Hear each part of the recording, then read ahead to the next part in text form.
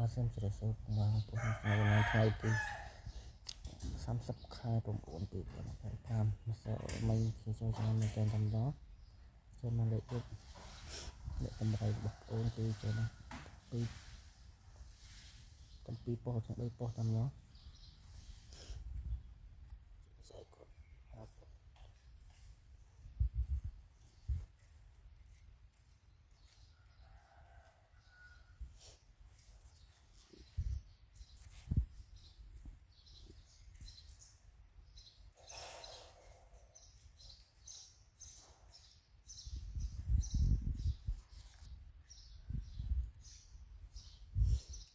ហើយនៅថ្ងៃទី30នៅក្នុងឆ្នាំ2025ទៅខាងខាងដល់4 16គឺមកថនចូលជាមួយតាមលេខនេះអាច share ជាមួយតាមលេខនេះតាម Facebook Live តាមលេខនេះនៅរូបភាពខាងជាសំភើវាទូរស័ព្ទខាងកាប់066 999 822